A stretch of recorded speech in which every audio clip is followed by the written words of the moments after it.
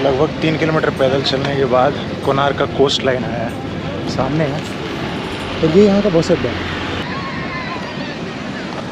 मौसम बढ़िया हो ना तो यार सब लोकेशन घूमने में बड़ा मज़ा आता है। कोणार्क के बीच पर ये वाली चीज़ ज़्यादा दिखाई दे रही है, मोटरसाइकिल भाई जो भी है ये समुद्र के किनारे चलाने के लिए। पूरी पर ये नहीं था। कोणार्क का सी बीच और पूरी यहाँ से 31 किलोमीटर, जिसमें मैं यहाँ पर आने के लिए लगभग 4 किलोमीटर पहले ही चल चुका हूँ। और यहाँ पर पड़ा है मेरा बैग। और देखो यार 31 किलोमीटर है पूरी। मेरे दिमाग में था कि ये जो 31 किलोमीटर है ये मैं पैदल चलूँ। इसका नाम तो खैर मरीन ड्राइव है इस सड़क का। यहाँ पर लोग गाड़ियाँ चलाते हैं, समुद्र के किनारे से एंजॉय करते हुए जाते हैं। लेकिन भाई साहब अपन तो गाड़ी में है नहीं, इसलिए अपन करेंगे वॉकिंग। बीच में जो कुछ भी अलग दिखेगा, एक्साइटिंग दिखेगा, उसको एक्सप्लोर करेंगे अगर मिला तो। यही वजह है कि इस पर चलने की मैं सोच रहा था, क्योंकि ये सड़क और जस्ट बगल में समुद्र। तो चलने का तो मज़ा है भाई, चल रहा हूँ, अच्छा लग रहा है। लेकिन सबसे बड़ी दिक्कत है ह्यूमिडिटी। यहाँ पर ह्यूमिडिटी इतना ज़्यादा है कि भाई चलने के बाद शरीर में जो पसीना फील हो रहा है ना, पूरा का पूरा जैसे लग रहा है ना जैसे अभी बरसात हुई है मेरे शरीर पर। लेकिन ऑल ओवर फीलिंग बहुत अच्छा है कि चलो यार समुद्र के किनारे आदमी चल रहा है मरीन ड्राइव पर। जैसे यहाँ पर ना कुछ बनाया गया है, क्या बोलते हैं इसे, बाउंड्री बनाया गया है सड़क का। तो ये भाई जो भी इसका कारीगर है ना, जो भी है भाई साहब बड़े दिल वाला कारीगर है। मतलब कहते हैं ना आशिक कैटेगरी का। जय हो भाई साहब, तुमने अपनी आशिकी बाउंड्री पर निकाल दी है। और ये सड़क के जस्ट बगल में किसी ने एक छोटा सा हट बना रखा है अपने रहने के लिए। और कपड़ा वपड़ा भी दिख रहा है, यानी कि कोई रहता है कंफर्म। और फिलहाल मेरे को निकालना पड़ेगा गमछा, क्योंकि भाई साहब जितना पसीना हो रहा है उसको पोंछने के लिए रुमाल से काम नहीं चलने वाला है। यार मेरा तो मन कर रहा था कि दरवाज़ा खोल के जाके वहाँ पे चचरा पे आराम से बैठूँ, लेकिन चूँकि उसने बाउंड्री कर रखी है तो दरवाज़ा खोल के जाना, अंदर जाके बैठना, ये सब कहीं ना कहीं गलत हो जाएगा, क्योंकि वो उसका घर का परिसर है यार। देखो कुछ भी नहीं है तो भाई जाना गलत हो जाएगा। अदरवाइज़ मन तो मेरा बहुत है और इतना गलत काम मैं करना नहीं चाहता। भले ही वो बंदा नहीं है, लेकिन फिर भी अच्छा नहीं लग रहा है, मन में सही वाली फीलिंग नहीं आ रही अंदर जाने के लिए। ये है सड़क, समुद्र, और मेरे ख्याल से लगभग मैं 5-6 किलोमीटर चल चुका हूँ और मेरे को बड़ी बेहतरीन वाली जगह मिली है यार। सामान रखो, बैठो, समुद्र का व्यू एंजॉय करो यार। और सबसे अच्छी बात है कि भाई साहब ने छत पर कुछ सामान रख रखा है, धूप भी नहीं लग रही है। मस्त आधा घंटा बैठूंगा इत्मीनान से जूता खोल के। बस यार आराम से बैठ के देखो इत्मीनान से आधा घंटा। यही वजह है कि मैं पैदल चलने को ज़्यादा प्रीफर करता हूँ। और ये बात मैं बार बार बोल दिया हूँ वीडियो में कि मैं पैदल चलने को इसलिए ज़्यादा प्रीफर करता हूँ क्योंकि हर एक चीज़ को एंजॉय करते हुए चलता है बंदा। अगर मैं पैदल नहीं चल रहा होता, गाड़ी में होता, टेम्पो में होता, तो भाई साहब यहाँ पर बैठ के मैं समुद्र एकदम मज़े में तो बिल्कुल भी नहीं देख रहा होता। ये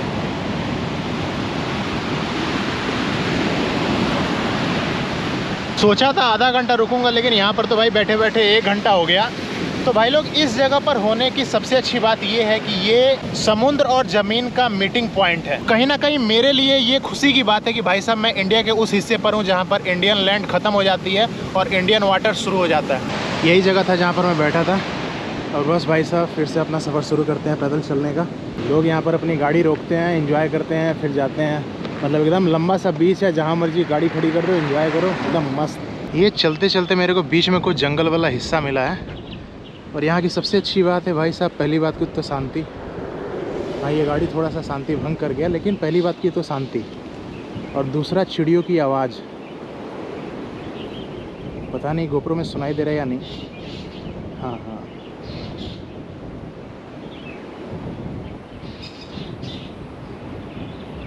ये सड़क है और साइड साइड में ना कुछ पिकनिक स्पॉट्स टाइप के हैं। मतलब लिखा नहीं है, लेकिन मैंने रास्ते में कुछ लोगों को देखा कि ऐसी ऐसी जगह हैं, लोग आते हैं अपना गैस सिलेंडर लेकर, अपना पूरा का पूरा व्यवस्था लेकर। हाँ देखो पूरा का पूरा पिकनिक हुआ होगा कभी का। तो ऐसी ऐसी जगह हैं, लोग आते हैं, पिकनिक मनाते हैं। वैसे मैं तो पिकनिक अपनी लाइफ में सिर्फ एक ही डेट को मनाता हूँ, जो 1 जनवरी का होता है, सिर्फ वही। और वो भी मनाता था, वो एक ज़माना रहा होगा। गर्मी बहुत ज़्यादा तेज़ है और चलते चलते मैं इस लोकेशन पर पहुँचा हूँ जहाँ पर छोटे छोटे नाव बहुत हैं। और अगर मैं गूगल बाबा की बात मानूँ तो ये जो पानी है ना, ये समुद्र का नहीं है, ये नदी आ रहा है। और ये नदी उधर जाके समुद्र से मिल जाएगा। और बीच में जो बालू बालू का हिस्सा है वो समुद्र और नदी को अलग कर रहा है। समुद्र उस साइड है, अपना पूरा उफान मार रहा है। आँख से तो दिखाई दे रहा है, वीडियो में पता नहीं दिखेगा कि नहीं, लेकिन ये नदी जाके समुद्र में मिलती है। और भाई साहब अपने लिए फ़िलहाल मैंने कुछ खाने का सामान खरीद लिया, 2 बिस्किट, कुछ केक खरीदे हैं, पानी का बोतल, और जाके उसमें आराम से बैठ के खाऊंगा। अभी चप्पल निकाल दिया जाए, ये तो निकाला जाता है।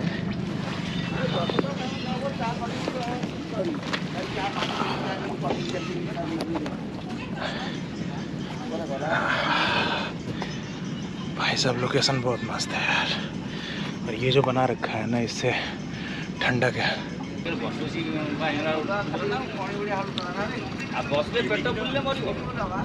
भाई कहीं ना कहीं इसको देख के गोवा वाली फीलिंग आ रही है। घाट में बैठो, सामने कुछ नाव है और नदी का पानी। बस यार थोड़ा सा आराम कर लो थोड़ा देर। भाई यार यहाँ पे जब जब हवा बह रही है ना, जब हवा बह रही है, जन्नत वाली फीलिंग है यार। बस यहाँ पे 10 मिनट रुकूंगा और उसके बाद फिर आगे निकल जाऊँगा। बस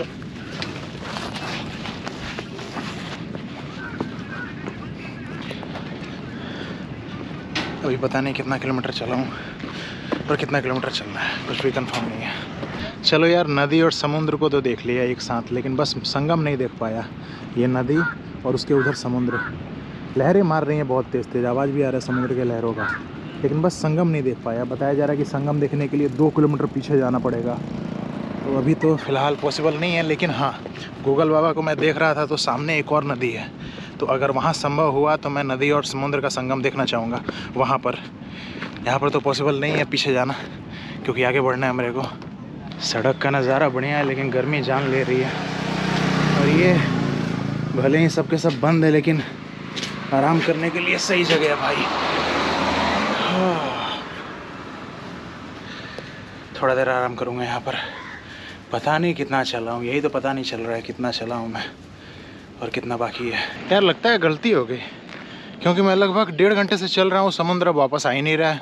सड़क लग रहा है एकदम गहराई में जा रहा है।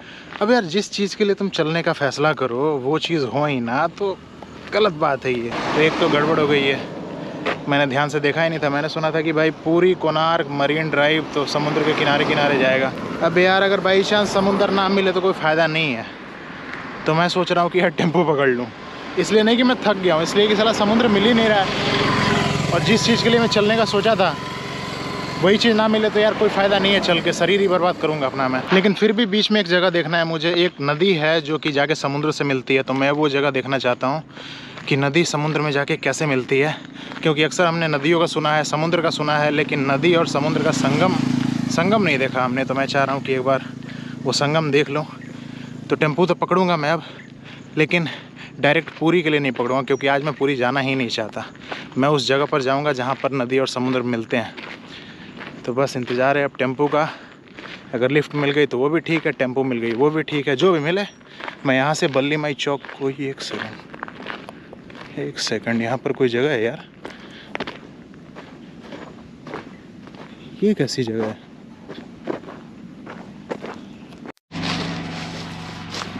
क्या है ये? शमशान घाट है क्या? मतलब मेरा मानना तो यही है, हाँ शमशान घाट ही है।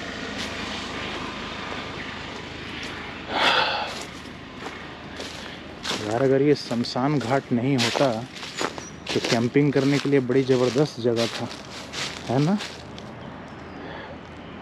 आज रात तो बंदा यहाँ पे रुक ही लेता। वैसे रुक ही जाएगा, मैं कौन सा भूत प्रेत मानता हूँ, भूत प्रेत तो मैं मानता नहीं, तो रुकने में कोई दिक्कत नहीं है मुझे। मेरा दिल आ गया इस जगह पर कैंपिंग के लिए। और अभी के टाइम अगर मैं आगे बढ़ा तो मुझे लगता है कि इससे परफेक्ट जगह तो मुझे नहीं मिलेगा। और मेरे साथ सबसे बड़ी दिक्कत ये है कि पानी का बोतल मैंने रखा ही नहीं है, जो भी था वो पी लिया, ये सोच के कि भाई साहब आगे बढ़ जाऊंगा मैं। लेकिन अब ये जगह मिल गई है, तो कैंपिंग के लिए मुझे परफेक्ट लग रही है। तो खाली बैठा हूँ तो मैं आपको एक बात समझाता हूँ कि मैं अब तक पुरी के पास क्या कर रहा हूँ, मतलब आगे पीछे क्यों नहीं गया। तो इसका वजह है कि 1 तारीख को जो रथ यात्रा हुई थी उसके जस्ट 9 दिन बाद, यानी कि या तो 9 तारीख को या फिर 10 तारीख को फिर से एक रथ यात्रा होने वाली है जिसमें जगन्नाथ भगवान वापस अपने घर पर आएंगे। तो मुझे वो रथ यात्रा भी अटेंड करनी थी। मैंने सोचा कि यार चलो शुरुआत किया है तो अंत भी कर देते हैं। दोनों के दोनों रथ यात्रा देख लूँगा तो कम से कम एक कंप्लीट पैकेज लगेगा। तो बस अंधेरा होने तो लग गया है और यहाँ पर एक झाड़ू पड़ी हुई थी तो भाई मैंने अपना जगह पर साफ़ सफाई कर दी है।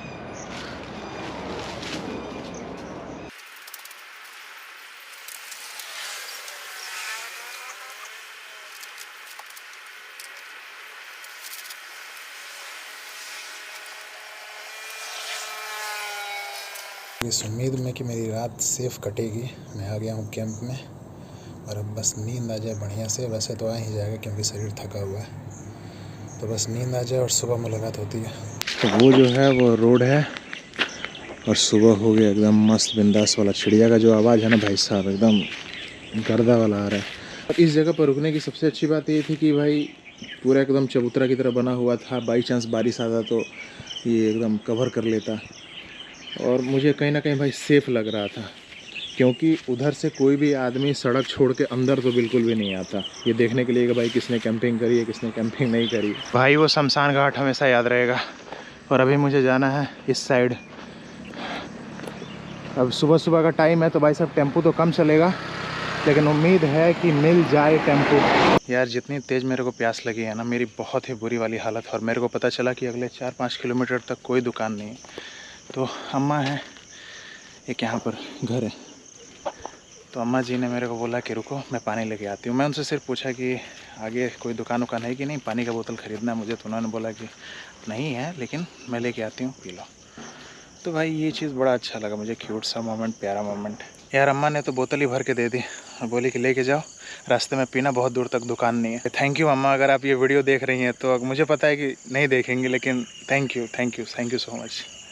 मेरे को सच में बहुत तेज़ प्यास लगी थी और अगले 4 किलोमीटर तक कोई दुकान नहीं है।